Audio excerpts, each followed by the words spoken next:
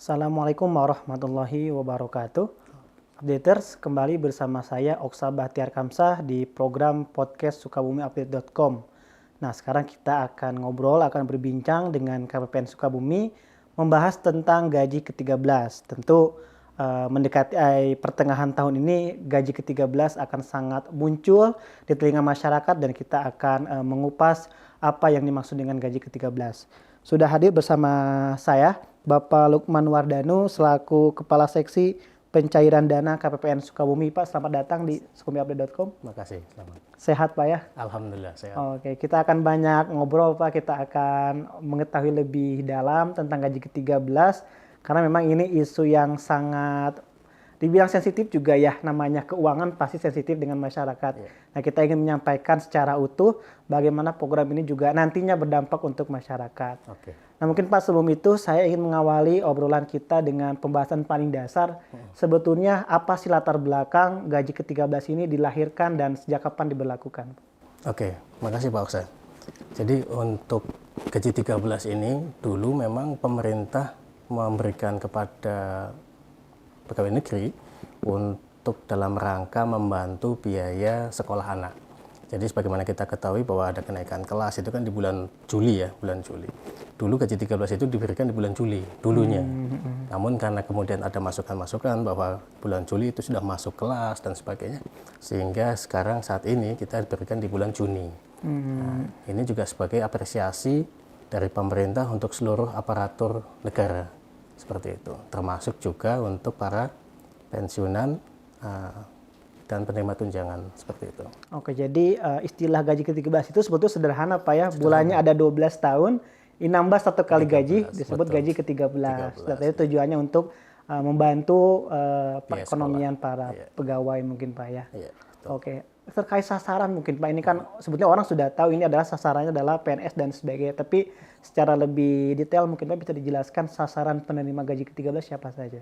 Iya, jadi untuk menerima gaji 13 prinsipnya adalah hampir semua pegawai negeri seperti itu. Terus kemudian pensiunan dan penerima tunjangan.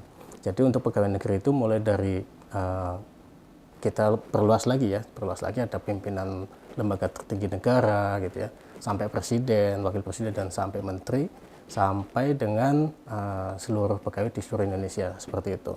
Terus kemudian pensiunan berarti mereka yang pernah mengabdi kepada negara seperti itu.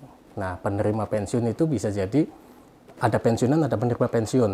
Nah, kalau pensiunan berarti beliau adalah yang langsung menerima pegawai negerinya. Tapi ketika misalkan kondisinya beliau wafat dan sebagainya, biasanya kan diteruskan kepada keluarganya. Nah, ini pada penerima pensiun.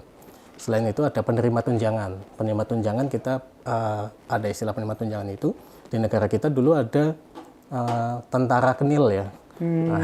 Itu pun masih dapat seperti itu. Kemudian penerima tunjangan zaman PPKI misalkan, itu masih menerima.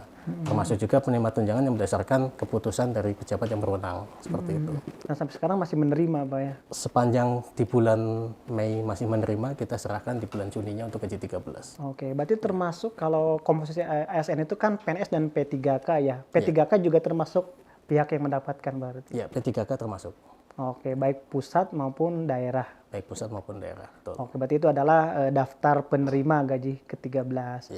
Nah, sekarang Pak, terkait ini kan hitung-hitungannya kita masih belum paham nih Pak. Hitung-hitungan atau mekanisme penghitungannya, pembayarannya seperti apa Pak untuk penyaluran gaji ke-13? Ya, terima kasih. Jadi untuk gaji 13 itu diberikan oleh pemerintah sebesar gaji bulan Mei. Nah, cuma enaknya lagi kalau di gaji 13 ini tanpa potongan kecuali potongan PPh. Komponennya ada gaji pokok, kemudian tunjangan keluarga, tunjangan jabatan bagi yang menjabat atau tunjangan umum yang tidak menjabat. Terus kemudian ada tunjangan kinerja, termasuk juga tunjangan pangan atau uang beras seperti itu. Jadi kalau dibandingkan bulan Mei, karena yang 13 ini adalah tanpa potongan kecuali PPh, jumlahnya lebih besar dari yang bulan Mei diterima. Karena tidak ada potongan lain selain PPh tadi PPh, ya. Oke. Berarti yang menjadi acuan, yang menjadi parameter gaji itu adalah gaji ke bulan Mei Pak ya? Mei. Untuk gaji ke-13 itu. Oke, berarti besarannya mungkin bisa berbeda dari setiap pegawai ya? Bisa berbeda, bisa berbeda. Oke, siap. Nah, KPPN sendiri Pak, KPPN ini kan mengelola keuangan pusat di wilayah Pak ya? Berarti dalam proses pembayaran dan lain-lain, ini KPPN Sukabumi melayani wilayah mana saja Pak? Untuk KPPN Sukabumi memberikan layanan kepada Kota Sukabumi, kemudian Kabupaten Sukabumi, dan Kabupaten Cianjur, 3 kabupaten kota. Berarti sistem pembayarannya nanti seperti apa nih untuk gaji 13 terhadap seluruh satuan kerja di sana? Ya, jadi untuk pembayaran gaji 13, Satker rekonsiliasi gaji dulu. Jadi penyamaan data, kemudian setelah data oke, rekening oke, dan sebagainya, tidak ada kekeliruan maksud saya ya. Jangan sampai nanti ditransfer terus diretur oleh bank karena salah nama atau nomor rekening. Setelah rekonsiliasi kemudian, nah ini mulai hari ini Pak Oksa, mulai tanggal 27 Mei ini Satker dapat mengajukan SPM ke KPPN, seperti itu. Dan itu akan langsung kami proses, seperti itu, SPM-nya. Ya, update sekarang kita syuting tanggal 27 Mei ya. Jadi mulai hari ini para satuan kerja sudah mulai mengajukan SPM ke KPPN Sukabumi. Oke Pak, kalau kita bicara tentang nominal nih Pak, KPPN Sukabumi berarti mengelola berapa anggaran nih untuk gaji ke-13 di 3 kabupaten kota ini Pak? Iya, untuk total anggaran kita hitungnya triliun ya. Nah, tapi untuk gaji itu berhitung di miliar seperti itu. Triliun tadi karena ada belanja negara yang belanja modal dan sebagainya. Tapi untuk pembayaran gaji kita di angka 55 sampai 60 miliar perkiraan untuk gaji 13. Untuk gaji ke-13 tahun ini berarti Pak ya? Tahun ini. Di 3 wilayah kota kabupaten. Iya, yang dibayarkan oleh KPPN ya. Oh, dibayarkan oleh KPPN. Ya, karena nanti ada yang dibayarkan oleh Taspen untuk pensiunan tadi seperti itu, dan ada yang dibayarkan oleh Pemda. Oke, berarti yang hanya dibayarkan oleh KPPN sejumlah sebegitu ya Pak ya? Sekitar 55 sampai 60 miliar. Oke, menarik updaters, kita masih di podcast sukabumiupdate.com bersama dengan kita akrabnya sapanya Pak Danu aja Pak ya. Siap. Kita membahas tentang gaji 13, tadi sudah disampaikan latar belakang, sasaran dan sebagainya. Nah sekarang kita nih Pak sebagai masyarakat, ini kan tadi secara khusus diperuntukkan bagi para pegawai negeri sipil atau ASN dan sebagainya. Nah kira-kira apa dampak lanjutan nih dari gaji ke-13 bagi masyarakat umum seperti kita? Ya, untuk masyarakat tentu ada manfaat yang diterima ya. Jadi misalkan gini, ketika PNS ataupun pegawai negeri itu menerima gaji 13 kan nggak mungkin semuanya di saving gitu kan, pasti ada yang dibelanjakan. Maka harapannya dari 55 sampai 60 miliar pegawai pemerintah pusat tersebut itu bisa bergerak menggerakkan ekonomi di lingkungannya, terutama di Kabupaten Cianjur, Sukabumi maupun Kota Sukabumi seperti itu. Jadi bagi Bapak Ibu yang masyarakat nggak usah khawatir karena kan nanti ada jualan gitu ya, mungkin punya layanan jasa dan sebagainya. Ya, para pegawai negeri ini juga mestinya bisa membelanjakan sebagian ke situ seperti itu. Tidak selalu untuk dihabiskan semuanya karena dia juga harus investasi kan gitu. Betul. Tetapi kita berharap itu bisa mendorong kegiatan ekonomi di lingkungan. Oke, sederhananya tadi kembali ke awal, ini kan tujuannya membantu para pegawai ketika momen anak sekolah dan lain-lain. Ketika PNS ini belanja seragam, belanjanya ke masyarakat juga tetap terasa manfaatnya berarti Pak ya oleh masyarakat. Walaupun secara tidak langsung dia tidak menerima mungkin gaji ke-13 dari pemerintah, tapi ketika pegawai ini belanja ke masyarakat, uangnya tentu akan berputar di sana Pak ya. Oke. Pak, kalau terkait Satker, mungkin tadi kan banyak sekali Satker yang di bawah KPPN Sukabumi.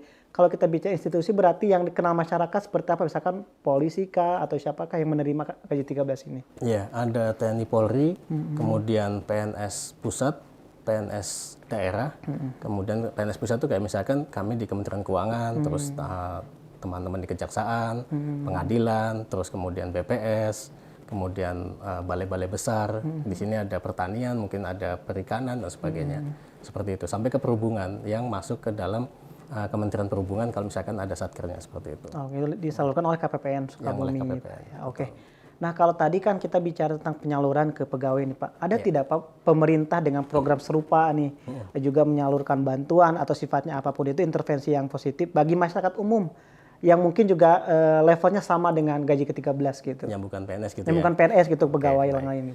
Ya, jadi pemerintah sebenarnya memberikan perhatian kepada seluruh warga negara Indonesia seperti itu. Jadi kalau momennya sekarang adalah gaji 13, kebetulan aja gaji 13 PNS. Namun pemerintah selama ini sudah memberikan ada BLT, bantuan langsung tunai melalui dana desa.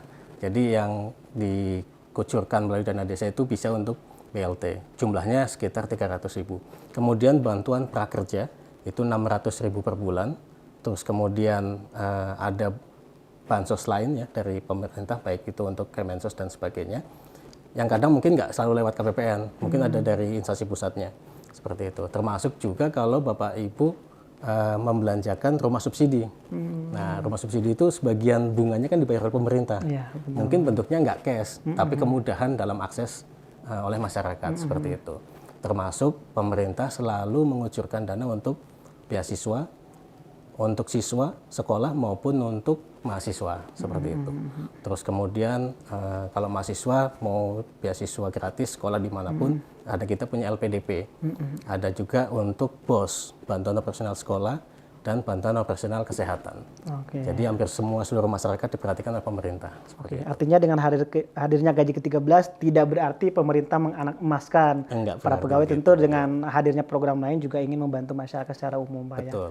Oke, mungkin Pak terakhir kita juga ingin Bapak menjelaskan atau mengajak kepada masyarakat bahwa gaji ke-13 bukanlah bagian dari keistimewaan gitu Pak bagi pegawai, dan harapan bagi para pegawai yang menerima gaji ke-13 seperti apa mungkin Pak dari Bapak harapannya? Ya, jadi prinsipnya adalah pemerintah memperhatikan seluruh warga negara Indonesia. Bapak Ibu yang mungkin ada kendala kesehatan dengan BPJS dibiayai oleh pemerintah bisa mendapatkan layanan tanpa harus keluar uang yang besar ya, seperti itu. Terus kemudian bagi yang ASN atau PNS mendapatkan gaji 13 yang setahun sekali. Nah, kalau yang lainnya kan tadi tiap bulan Tiap bulan ada gitu. tiap bulan ada. Kalau PNS setahun sekali, jadi rezekinya PNS setahun sekali itu selain yang 14 tadi THR misalkan. Terus kemudian harapannya apa yang sudah diterima itu nantinya oleh pegawai negeri bisa dikalkulasi mana yang kebutuhan yang primer kemudian mana yang untuk saving.